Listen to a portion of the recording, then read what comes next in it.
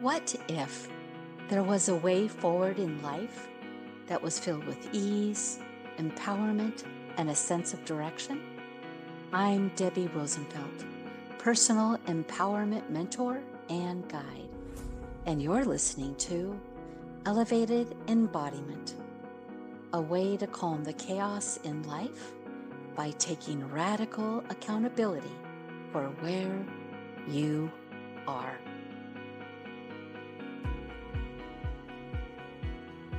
This is Debbie Rosenfelt, and what I am feeling today, I'm feeling reflective, honored. I have a guest here with me today who is a shamanic practitioner and a voice in human design world, and she has some really deep experience with loss and grief. Welcome, my friend, Vaness Henry. Hi, Deb. Thanks for having me. I'm excited to be here, even though we're talking about some things that are maybe a little bit heavy or dark, but are also a really big part of life. Yeah, very much so. Well, thank you for being here. I feel it's going to be an amazing, amazing episode for people just to hear about the experiences that you have to share, but just in our conversation, a very natural conversation.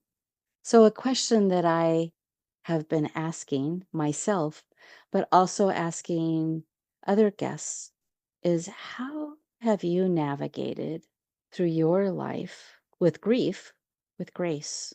This is a really beautiful question. I've definitely had experiences in my life where I don't really think I was behaving in a gracious way. And I don't really think the environment around me was gracious either. And one of my earliest moments of confronting grief was when I was 11 years old. My dad passed away from skin cancer. So a lot of my youth was spent growing up in hospitals because that's where he lived as he was dying. And so a lot of it was journeying there and traveling to there and only visiting him in that space. And when he passed, that was kind of my last memories of him. And when I entered into my young 20s, I became a fiction author. I have a journalism background, and I published creative works that helped me process some of my experiences. And there was a story I wrote called The Woman I Can't See that was based on this child being in the hospital room when their parent passed away and the spirit was leaving their body. And I personified emotions in the room where death was a character, grief was a character, embarrassment was a character, and love was a character. That's the woman I couldn't see, was love. Yeah. And going through that experience was obviously very shaping in my life. And it was particularly devastating on my mother, her losing the love of her life when he was 40, and then needing to raise these two kids. Wow. And so young. And she very young. And she was in grief. And she was my teacher of navigating through challenges like that. And I was obviously in a very immature state, but looking back, I do think my mom was modeling a sort of graciousness through her experience. Now, she was beside herself. I don't think she got out of her bed for 3 months. And so that was really challenging to hold. But what is the appropriate behavior when you're going through some type of grief? Exactly. As my family was moving through that and processing the loss of the father figure, and do I feel safe anymore in my life, and who's going to protect me? And that really fearful feeling of 3 female bodies in the house now with for me, it felt like no protector anymore in my child mind. Yeah. And I remember having a pretty key moment there where there was so much crying in my house. My sister slept in the basement. I remember she was a teenager and she had a basement bedroom, and I could hear her crying through the vents at night coming up. And then I'd leave my room because I didn't want to hear that. I could hear my mom crying from her room. And I remember feeling just so surrounded by that. And I had enough. And I felt I'll be the man of the house then. Yeah. And started reaching out to my uncles to help when things would break down. Cause like all of a sudden the house started falling apart after my dad died. It was really wild, like the windows are leaking. The house was just such a manifestation for the family unit, and it was broken. Yeah. And so all these things are coming out of the home's energy. At least that's how I'm choosing to look at it. And after we have really fun children's movies like Encanto, I don't know if you saw that, Debbie. It's a children's movie where the house has a spirit. And anyways, It's absolutely wonderful. Highly recommend. Anyways, that too was just a shaping experience for me. So when I was kind of summoned into this, I'll be the man of the house energy, I think I took on some things that I was too young to take on. Yeah. And by the time I was 16, I was stage 2 Hodgkin's lymphoma, which was a cancer that I had developed unrelated to my dad's cancer, where my chest filled with a large tumor and was suffocating all my organs. And I was basically dying from the inside. I was slowly dying. And there was some disbelief that this could even be happening to me once I found out, because like my family's already been through this. Like we lost my dad. How could this be? And he had skin cancer, and now I have like a blood cancer. There's been no cancer in our family. How could this be? Lots of questions, hey? Like lots of defensive questions. I immediately was admitted back into the hospital, an environment I really knew, but in the children's ward this time. Because I was 16, I was treated like a child who had cancer, which I was actually very fortunate to be treated that way, because kids and adults are treated differently. At least they were at that time. Yeah. Children were treated to cure their cancer, and adults were treated to prolong their life. So just a different approach to treatment. Wow. So I was very lucky that, because actually in a very strange story, that happened to me in grade 11, the summer going into grade 12. And there was a young girl the town over who was a year younger than me. And when I graduated, she got the same cancer I did at the same age I got it, which we've now learned that can happen. It's a vulnerable age for this particular cancer to happen to young people, like 30 and under kind of thing. Anyway, she was 17 and she was treated as an adult, and she was treated differently than me, even though we were both like grade 12 students at the time. So that was really illuminating to me to see I'm having different type of care. Yeah. And what happened through that different type of care, I lived on CK5, which is this hospital ward at the Children's Hospital, and I was surrounded by dying kids. And I developed an anger there that permeated my experience as an ego manifester in human design. Anger is something that I have to contend with, as the type of aura that I have. And seeing all these kids die throughout that treatment just set me on a course. You know, it just lit a fire of passion in me. Why is this happening? This is unacceptable. And again, I don't think I was behaving in a gracious way. I don't know, you know, I was just a raw emotion, a big walking hormone, because I was a teenager. And I was dying. And all these little innocent kids around me were dying too. And where I came from, my dad had died. There was just so much death that I would just went into a dark place of anger. What's the point of this world? What is this? You know, and all those questions that lead you back to like, what's the point? Yes. I remember watching a 9-month-old baby pass away while she was having chemotherapy. And I sat there chained to my chair with the tubes entering my body because I was also having chemotherapy and I couldn't leave. And I watched her pass away. And I remember thinking, what was the point of that baby's life? Yeah. And this haunted me for years. And then I had a child and everything started changing. Yeah. And suddenly I thought back of this little girl, Elizabeth, and was just like, what a wise soul to come into this experience so short and leave her family with these teachings that they needed to go through and learn. Like that mother and father, their life is forever changed, That's changed. Right. Yes. They had this whole vision for their beautiful baby. This baby has gotten sick, but the baby doesn't even know where their nose is yet. Baby is fighting for their life and they have they don't even consciously comprehend what they're fighting for. What is the point? Oh, did I go in a dark place?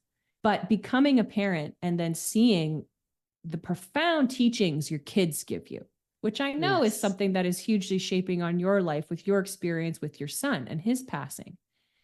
That grace for me came through loving my child. And through letting my examples and the experiences I had in life shape me, like let them shape me. These are things that have happened to me, and let them inform me on the path I choose, the direction I choose to go when I'm going forward. So in this long-winded way, I'm saying, I don't know how we navigate with grace. I don't know. I've written about it, trying to find ways of how it might be. I've looked for certain examples, but when you are in it, and you are grieving, I think because there's a lack of communication and support in the culture I come from around grief, that it can be really hard to proceed in a gracious manner and have compassion and grace for yourself. I'm going to step back here for a second because I want to speak to, I actually hear graciousness or grace in your anger when you were so angry. That was just your not natural self, but it would be naturally angry for anybody to get with that anger, but you voiced it, you expressed it because you weren't hearing it anywhere else. It felt like as you were sharing your story, it was this buildup with what all that you experienced with your dad at 11 years old when you lost your dad. And then this experience of having to take over the household, which that's your natural initiator self. Mm-hmm. So I see that as a fellow manifester, but it's like you took charge, and we normally don't have to take charge that young of a household. But from my perspective right now, just listening, I hear graciousness through your anger because it needed to be stated, because otherwise it would have just been ignored, which can also continue to grow that anger. It's like grow that cancer, if you will, because it's not being expressed. I would love an opportunity to speak to anger, because there is something about anger that is really villainized in our culture and viewed as somewhat of an unacceptable expression. And what I've learned through my experiences is that anger is a sacred emotion. And from the perspective of being a manifester in the human design space, if I'm put in a situation that isn't good for me, let's say, it doesn't resonate with me, or it's not aligned to me, or whatever the case may be, and I feel angry about it, I have everything I need inside me, every flicker of power to now harness that anger and initiate a new reality for myself to get out of that experience. My anger comes to help me. Yes. I really think of, a really strong example that comes to mind in the spaces that I hang out in is the way Black women can be villainized for their anger. Mm-hmm. Yep. And totally dismissed for how sacred that rage is and how it needs to be vocalized, vented, expressed, released from the body. I definitely had to go on a journey as somebody who had anger issues. I definitely had to go on a journey to figure out the healthy ways to express my anger, to deal with the grief that I was feeling. I do think below a lot of anger is grief. I think it shows up as anger. And I had to do a lot of work in just reframing my relationship, I guess, with anger, if that makes sense. And treating it as a sacred emotion, because it does have to come out. But how do I have it come out in a safe way? Because something that was my damage I would direct that anger at someone outside of me and just send it all toward them in a somewhat of a venomous way, because I'm angry and it's going to come out. And I had to learn, well, how could I release this in a way that is not being directed at an individual, but still released from me? So how do I educate the people around me on what I'm experiencing? I'm going to have to get really adept with my communication and emotional communication. But I'm also going to have a lot of grace and compassion for myself in forgiving myself when I make a mistake, because I have to learn this and I don't know how to do it. The intention is there, but I still need that trial and error to figure out what that looks like for me. As you're sharing this, I'm just thinking of an incident that occurred a couple of weeks ago for me personally, because I'm one of these individuals that it's rare that I get angry. That you go into volcano mode, right? And erupt. Exactly. Yeah. But you can do it, but it's rare now. Yeah. It's rare. But what you're speaking to, though, is where not to direct it. And the thing is, I did direct it to this individual who happened to be my mother. But what I I think recognize, that's very natural. I just want to say yeah, that. I think that's a very thank you. natural way to react and behave. Yeah. And but what I recognized, I mean, literally I became a volcano. So there's nothing that I could do. I spoke my piece, I got up and I picked up all my stuff and I left. And as I was driving home, what I recognized, or the question that I asked myself, what is it that I see in myself that I saw in that moment? Yeah. And a light bulb went on where I just recognized something in myself. But the point is that I understood what I did, and I have forgiven myself, but also recognize, how do I want to, how can I direct my anger so it's not at a specific, yet I'm still expressing my anger and not make it about them. Because we still need to process. Yeah. It's very Yeah. natural to go through an episode or something awful happens and it is devastating. Anger is one of the many very natural emotions that we could feel and experience from going through something like that. Some of us may feel devastating sadness, Yes. depression, whatever. Yes. There's all these emotions we could feel, and some of us are going to erupt with a sort of anger. I think it's very natural. It's just too bad that part of that is demonized, or we don't know how to contend with that or support each other in those big emotions. So on the one hand, I'm feeling these big emotions and I know I need to express it, but I'm not equipped with the tools to figure out how to appropriately express my anger, my sadness, my grief, whatever the emotion is. So how do I actually take care of myself and I don't always trust myself to like say the right thing in my anger, like who am I going to offend or who am I going to upset because I'm having my emotions? It prevents me from actually processing and releasing my emotions. And then based on the fields that I work in and study as somebody in the shamanic arts, when we are not processing our emotions and we have not found those healthy outlets, that energy stays within the energy field of the body and can wreak havoc on the functionality of our system. And that's where I personally feel we can get sick through our auras. We can get sick through our energy field because we are not dealing with the dynamic. We're not expressing ourselves. We're not processing. So it is held within our sensitive bodies.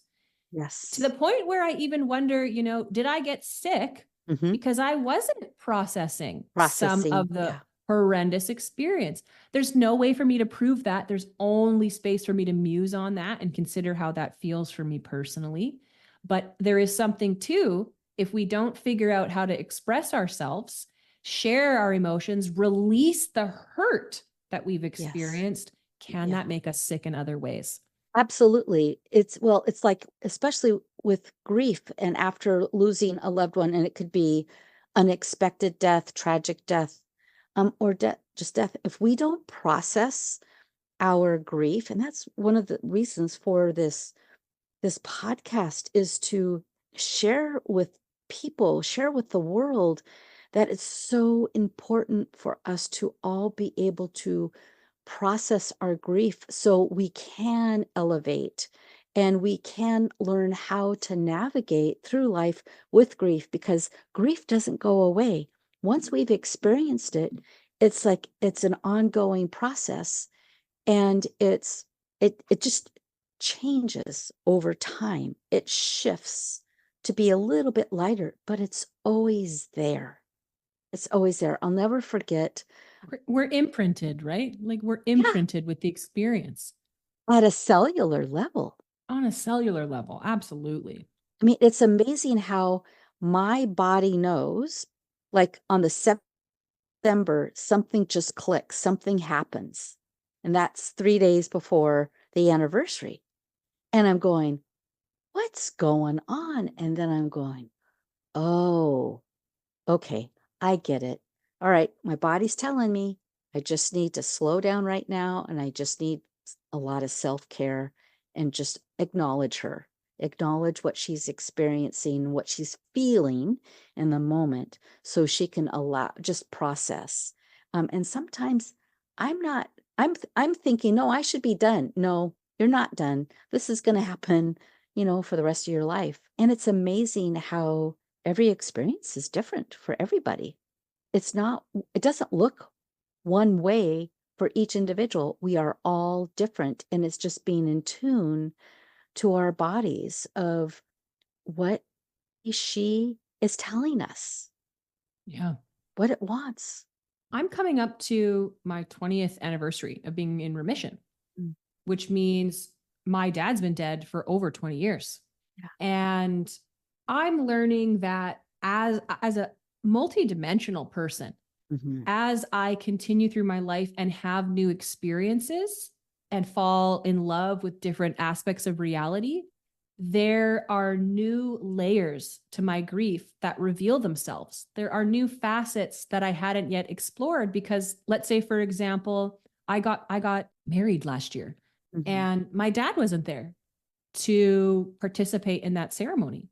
I remember when he was dying that I overheard a conversation between him and my mom. And it was the first time I had witnessed him in private, because I was spying, break down emotionally. He wasn't an emotionally expressive person. And he broke down, and my mom kind of went into his lap, like, what's wrong? What are you feeling? And he was like, I know I'm not going to walk my girls down the aisle. And it was the weight of that devastation hitting him.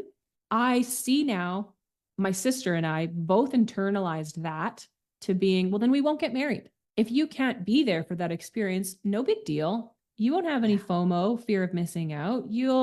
I just won't do that. Not really realizing my own ego was trying to protect me for not having to go deal with that experience. Perhaps I did want to celebrate my love with this person and devote my life to them in that way. Maybe that is an experience I want to have, but I wasn't even open to entertaining that idea because I was not in a place where I could go contend with the grief that was going to come up of realizing he's not there. And so I'm telling that story because grief is a lifetime thing that you're with. Yes. There are still things that come up in my experience where I think of my dad. Like, my gosh, you never got to meet my son. You never got to meet my husband. Yeah. I don't know what you think about this thing going on in the world. Your legacy lives on in me, and yet I don't know you at all. I only have a memory of you with a child's mind. And so there's new grief that emerges in that as I become an adult, realizing I don't have that adult perspective of you. I only have the romanticization of how I'm going to remember you in my child's mind. Yeah. So I think grief is one of the most incredible teachers in our experience on life. A tricky teacher, sneaky, not necessarily what we think. But when we have these traumatic experiences or hard experiences that we have to endure in some way, there is a lifetime of unpacking that experience. And it doesn't need to be this big intimidating thing of like, oh my God, I'm going to be dealing with this forever. But as you develop self-compassion and you continue on in your journey and you're unfolding the layers of yourself, you will unfold a new layer that is hurting. Just like how I wouldn't be able to contend with that level of grief and getting married had I not got married. So as I continue to choose these experiences, I am going to be confronted with, now I have a child and he doesn't have a grandpa over there. Yep. I don't have to experience that grief if I haven't had a child yet, So you are constantly met with dealing with that grief. And actually, what you're showing me even in this conversation is by making space for that grief and having that compassion and letting grief be a teacher in that way, of expecting to meet grief around the corner because they can be a familiar friend that we can have a relationship with because they're a teacher. Doesn't need to be this big oogie boogie scary thing. Right. Like, there's another layer of my grief. I'm going to hold myself, put myself in my process, nourish and heal that out of me. I think that's actually full of grace. And you're speaking to the depth of grief. And you just shared it so beautifully, because you're also speaking to what is hoped for. So when we lose a loved one, when we lose a husband, a child, and any kind of loss, you're experiencing the loss of what is hoped for, or what was to come and you were hoping for. Grieving a And future so that you won't have, right? Yeah. exactly. And so there's depth in that. But grief is such a great teacher because we can take away so much. You just shared some beautiful wisdom there, Vanessa. And then I'm excited for people just to hear this because it is. And when we can look at the layers, what it does is it peels away that next thing, whatever it is that we're here to discover, experience. Because my belief is we are spiritual beings having a human experience, and we are here to be human. And how do we experience that depth of our humanness? And one of through grief and through loss, and not making it wrong, not making it bad or good. It's just part of our life to take us at a deeper level. And that's been my experience after I lost my son. And even being able to have conversations like this with you and other people in my life, it just makes life so much richer. And we can be in this discovery phase, this process of what is possible from here? What can I learn from here? How can I support others with this around this? When we're confronted with our Yeah. humanity, that we're that we can die, because we Yes. somewhat feel a little bit invincible. And there is this aspect of when death kind of shows up, it's hard to believe in a way. Like there's something about it, like, is this real? Surreal. It's very It's surreal. it's quite surreal. Yeah. And then in my experience, as death became a familiar character in my life, that was how I dealt with it, was personifying death as a character, grief as a character. Something that I noticed happened was we didn't talk about these people who passed as much anymore, to the point where I don't know if you can relate to this or not, Debbie, but it's like, I just want to say their name. I just want to Yes. hear someone talk about them. And so often, I've gone into spaces where there is grief and the families don't talk about it. They don't talk about the child who died. They don't talk about the parent who died. They don't talk about it. And they just move around it like zombies in their experience. And the essence and spirit of that person who passed is somewhat extinguished. I think that's really Yes. tragic. And there is something so healing, for me anyway, to be able to hear someone say my dad's name Yes. or tell a story about him or just anything to Stories. Yes. keep his Yes. essence Energies. Yes. alive. Alive. And Yes. in as somebody who studies the shamanic arts, there's a lot of cross-cultural, non-denominational studying that happens.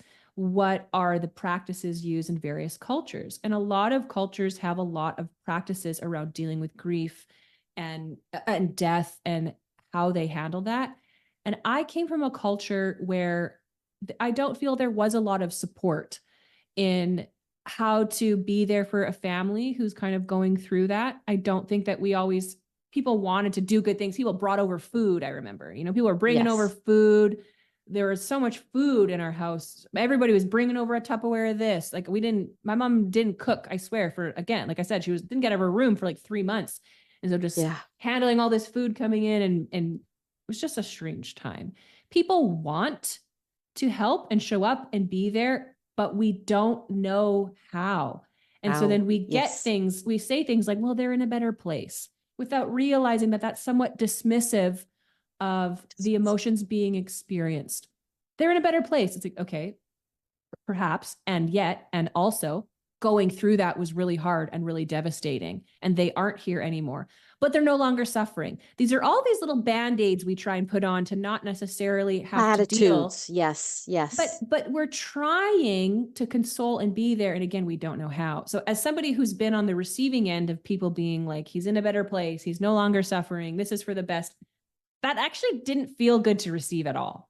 Right. And so because it didn't feel good for me to hear and receive, I try not to parrot that anywhere I go. Like if somebody is experiencing that, it's just a matter of holding space and being there. And this is really heavy. This is really hard. Affirming what they are experiencing rather than feeling like I have to come in with some kind of solution, band-aid, verbal expression that's going to even do anything at all.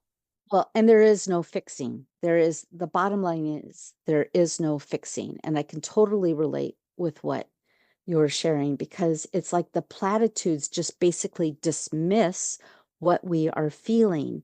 We had Totally. this experience in December where my son's stepmom died.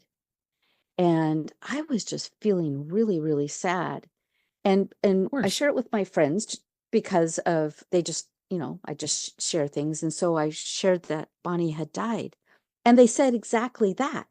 Well, Yeah. she is in a better place now. No. I was getting angry because I just wanted to honor Her what life. she just exactly, not just her Mhm. life, but honor that she just died. I don't want to hear this. Brushing Well, away of, yeah, yeah, this feeling of dismissing what I was feeling. I was and feeling that's for her. coming from a good place, right? Like they're coming Absolutely. Oh, from, they're absolutely. wanting to, but they're taking on an excess amount of responsibility. Like they think it's their job to fix what you're feeling or something, which is not true. What is Right. actually needed in that experience is, I see you, I hear you, I understand you, I'm Yeah. affirming and validating all the emotions you're experiencing. That is Yeah. hard. And Yeah. we don't realize that when we mindlessly say things like they're in a better place, they're no longer suffering, their fight is over, they don't hear that it's not perhaps the most compassionate way forward. Yeah.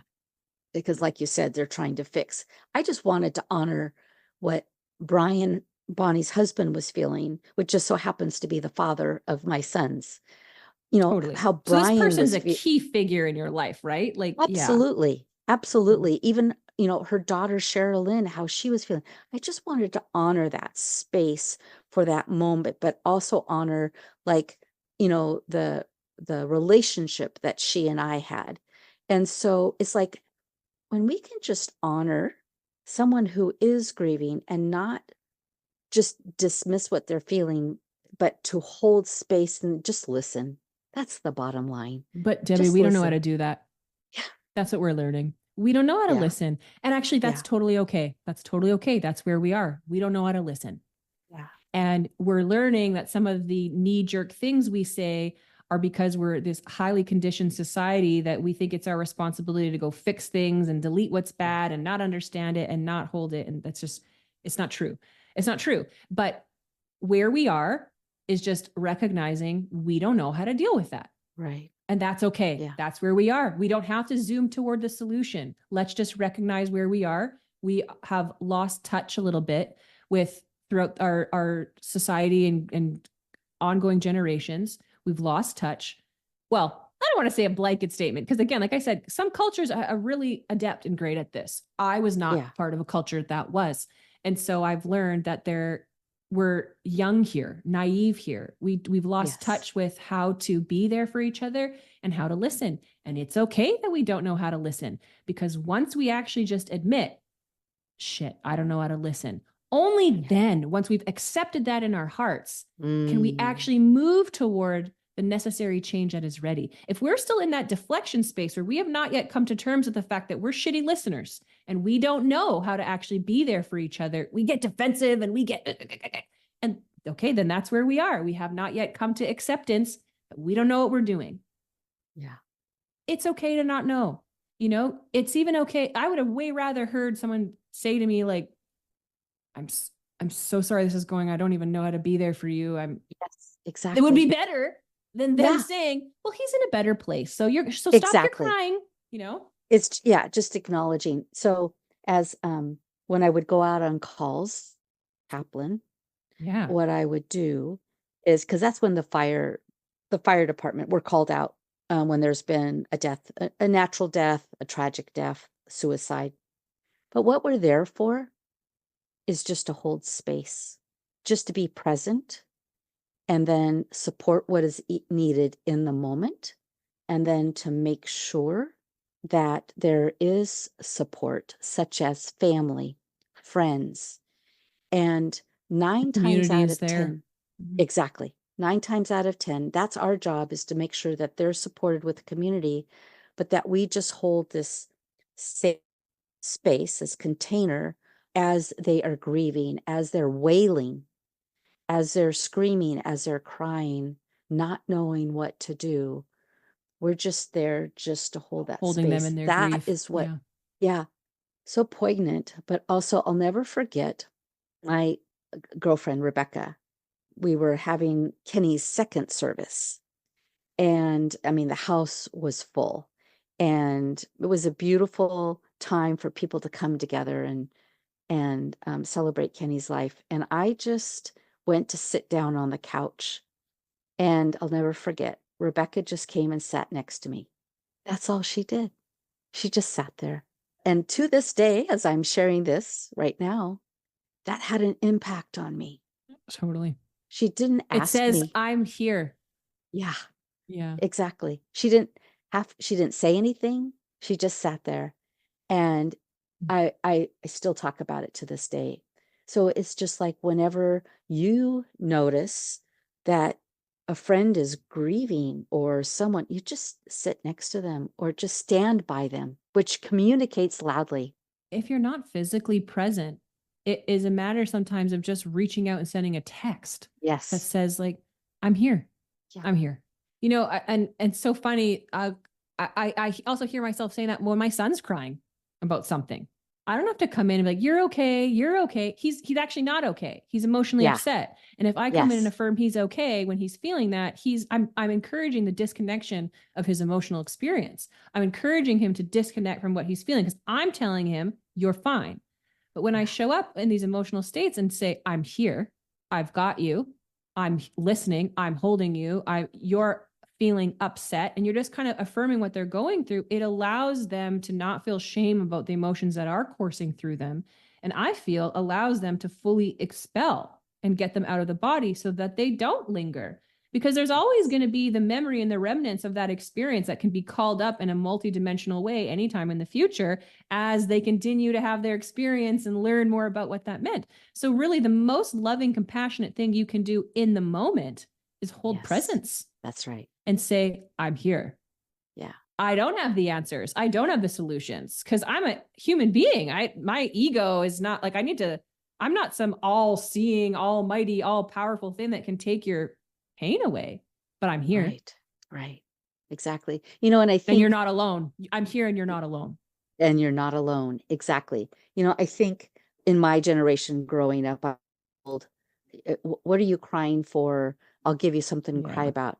I'm wondering That's if that is violent just because language. yeah, I hear that loud and clear, but also they just didn't know. They didn't know how to deal with it. Right. So you're giving this really perfect example of how we pass on generational trauma. Yes. Here are your caregivers saying to you, like basically smarten up. I'll give you something to cry about. Basically saying, stop your behavior or I'm going to physically assault you or some other way. Yeah. And the fact that they think that's an acceptable way to speak to a child shows us that is the way they were spoken to as a child. So they were abused as a child. And so the reality they know is that that is acceptable and they're passing that on. So you can't really blame them for treating you that way. It requires you to go into these new swells of compassion that sees them as a child. Yes. And says, wow, you think it's okay to talk to me like that because that's how you were spoken to. And no one should have spoke to you that way. And I'm so sorry that anybody told you they were going to give you something to cry about. Whatever came from that, however they hurt you after, I'm sorry that happened to you because you didn't deserve that. And your kids definitely didn't deserve you passing that on to them. So at what point do we stop blaming the parent or the grandparent or the person that came before? I don't blame my parents anymore, but I blame my grandparents for not giving my parents what they needed to raise me. When is that whole thing going to stop? When are we going to actually see it's absolutely unacceptable to spank your kids? Well, it worked for me. It's going to work for you. Doesn't mean that should have ever happened to you. It's called taking radical accountability. I love that. Yeah. Yeah. Yeah. Because we need to take ownership in, okay, I see this. I choose to do it differently now and move on. Because there, like you said, there is no blaming. Yet it's also realizing that there's certain things that occur that wake us up, that say, oh, I want to do this differently. Just like when I had my volcanic eruption, I'm going, Of okay, I anger, want a to do, volcano yeah, eruption of yeah, anger. Yeah, very of anger. natural. Yeah. I just want to do it differently. I still can be angry. I just want to handle it differently. I would love to hear if you have any experience with this and if you've contended with this, where you maybe are in a charged environment where there's some type of emotional landscape, such as grief or anger or whatever the case may be, and you're surrounded by people who are still stuck in blame all around you. What do you do in those situations? Or what have you done, if that's a familiar thing to you, of recognizing I am struggling to take responsibility or my personal sovereignty because there's a lack of accountability around me. And it feels like everyone around me is blaming outside sources rather than taking their power back. I feel like Yeah, sometimes I get into spaces that the people there are blaming their parents or blaming yeah, their boss or blaming absolutely. their Yeah, partner or anything that they can direct their energy to. What yeah, is the way to yeah, navigate a blame filled environment? yeah. That's a great question. And I honestly don't have the answers, except I do have that experience. And I just, well, when it comes to the individual that's doing the blaming, I just keep my mouth shut, because unless they're ready to listen, unless they're ready to hear, they're not going to get it. So I just step back, and yeah, what I do is step back, because there's nothing I can change and there's nothing I can do for them unless they want that, right? Grief can really shake up a family too. Like Sure it can. can really rattle a family and change the whole dynamic, you know? What I was hearing you say there is this personal permission to put distance between you and the individuals who are caught in a sort of blame frequency, because I'm hearing that there's this recognition of like, there's nothing I can do here. Yeah. And therefore, it's somewhat of a waste of my energy to even try. So, out of self preservation, I'm going to put distance between myself and that individual and let them kind of go on their own timeline rather than me thinking I have to fix it or usher them along a timeline that I think all I'm really in control of is how I navigate my own grief and Exactly. letting them witness me as an example. It's not necessarily that I have to come to them and tell them what to do, because we do want to help. Hey, like when people are in Yeah. grief, we do Absolutely. want to Yeah. step in because we have this training. Like, I got to fix it. Heaven forbid we should have something hard going on. We got to fix it. We got to make it go away. And that's when we lead to things of like, they're in a better place. But perhaps there's another way. Well, and I think, yes. And I think also when there are those platitudes that are shared, I think it's because they don't know how to respond, or that they're afraid to say anything or even speak their name, which what you said earlier, Vanessa, is really key. We want to talk about our love. Yearned for stories Yearn. about Kenny. I yearned Debbie, for those when stories people from his talk about friends. him, right? Oh, Yes, his yes, friends sharing stories about him and yeah, feeling like, because you don't get to talk about him anymore. You exactly. don't. He's not a part of the everyday conversation anymore. And that ache you feel Yeah. just to be able to say their name again or talk to somebody who knows what they were like, and you can share that. There's medicine and healing in that. Oh, yeah. But that medicine and healing doesn't come out if we're too afraid to talk about it. Yes, absolutely. Because we don't, heaven forbid, we should talk about it and be uncomfortable. So I'm just going to ignore this whole thing. And 20 years are going to go by and none of us are going to talk about it. And we wonder why we're all getting sick and dying and not processing the stomach cancer that we have because we've been pushing our emotions down. You know, Yeah, I actually think we're waking up to that. That is a yeah, big piece of my work. And I think that on some level we feel that and we know that. And yet it is still challenging to contend with the human experience. yeah, absolutely. And it's just, just try it out, whatever it is. So when someone is grieving, just reach out to them and just say, I'm thinking of I'm you, thinking or of you. I'm yeah, here. That's all you have I'm to do. here. Exactly. There's nothing to fix. That's the one thing that we all want to get across. There's nothing to fix. And it's just learning how to hold space and have compassion for each other. And in order to have compassion for another, you have to have compassion for yourself. Yourself. Yeah. Exactly. I've been in the situations where I'm struggling, and that one fucking kind friend reaches out and says like, Yeah. I'm here. And I sob. Like, it's the Yeah. most healing thing. It's 2 words. And it is so healing just to know that I'm in their thoughts. They don't feel a Yes. responsibility to fix anything for me. They're validating my emotions, and they're letting me know that if I need a shoulder to cry on, they're there. Yeah. And you can bet I'm going to go to that person in a hard moment rather than even the family member who might be quote unquote more appropriate to go to. But there isn't that openness, compassion, and connection per se. Because let's say I go to that family member and they're not ready to deal with it and talk about it. Well, then there's it's preventing me from healing. Yeah. It's preventing me from healing. And so much of our healing gets trapped because we don't talk about it to each other. Well, and something else that you're speaking to is what I felt after Kenny died, because I kept on sharing the story over and over and over with different people, but I started feeling, oh my gosh, you're going to get sick of me talking about Kenny all the time. Ooh. And then what I did was I did reach out for a grief counselor and spoke to them, which really was very helpful for me because they could draw out of me things that I hadn't even thought about or things that will possibly pop up. But that was one of the feelings that I did feel after a while. So I truly believe that that's natural and normal. And that's one thing that's also really key is when we are going through a really, really difficult loss, we don't know what normal is anymore. And that's okay. You need to now create a new normal. And Exactly. that new normal has to inhabit a person who's in deep grief. Yeah. What might that look like for you? And Yeah. you don't know because you haven't experienced this. It's okay that you don't know. Yeah. That's where you are now. Yeah. Exactly. And there's no right or wrong in it. It's just saying, No, "Oh, I got to do this differently now because this I'm person's forever no longer in changed. my life." Yeah. Their Exactly. presence is no longer around influencing me in the same way that it was before. And so, through the loss of them, I too am going through a sort of personal death because I will never be braiding my energy with theirs again. I will never be expressing myself in that way when I am braided with their presence. And so, it is a loss for me.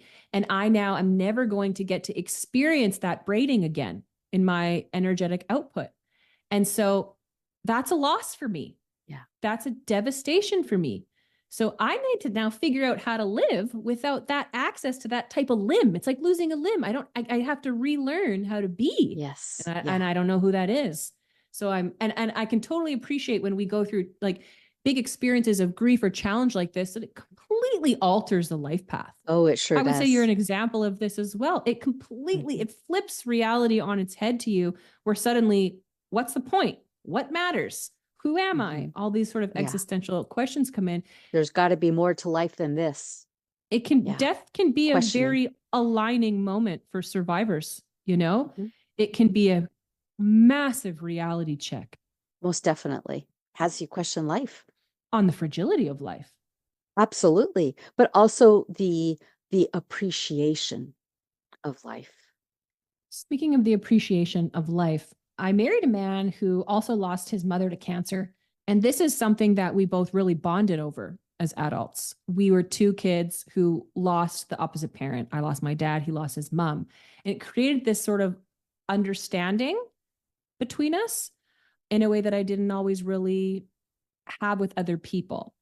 And so it was fun for us in our life to, well, I don't know if fun is the word, okay, but it was shaping to us in our life to make different choices based on what happened to our parents. For example, my dad died at 40. I remember him working really hard, Yeah. really working hard. And Derek's mom, my husband's mother, passed away at 55, right? She was about to retire, right around that age. And so she was working so hard. And right as she was about to, quote unquote, start her life and retire and do the things she Mm. and her husband were dreaming of doing, she checked out. She checked out in that she had cancer and passed away. It wasn't like she chose to leave. That was what Right. happened to her. So I say checked out. And I Yeah. just want to be as respectful as possible there. But his dad had this whole retirement plan that is not going to, and he's been building his whole life to this, and it's not, Yeah.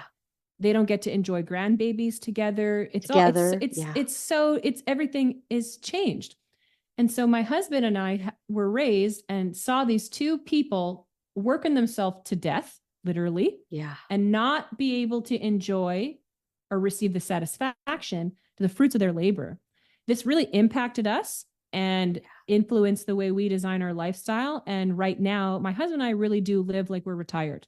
People really can't figure out how we make a living, how we do what we do, how we have this beautiful life. But from our perspective, we've learned you can check out at any time. Yeah. And if you're waiting to live your best life when you guys are finally, you know, off the roof and in your retirement, and you might not get it. That's right. Because if I've learned anything about life, one of the most beautiful things in life is to experience love, and particularly fall in love.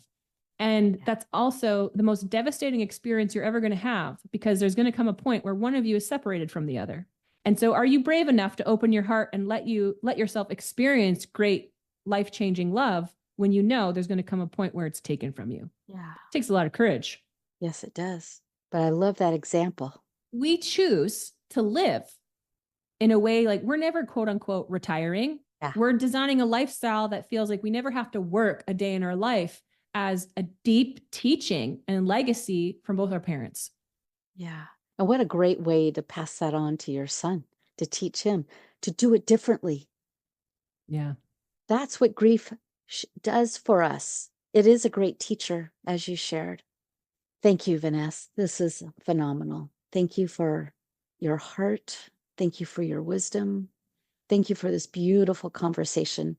I yearn for these conversations. Thank you. Thanks for having me, and thanks for creating this space where we can actually talk about things like this without them being taboo or scary. In fact, they're a very normal part of reality. Yes. How might we be able to be better at holding each other's hearts when these situations find us? Because they will. It's a part of life. We can't necessarily avoid them. We're going to come up against challenge and conflict. How might we be more compassionate and gracious with each other when those experiences find us? Because they will.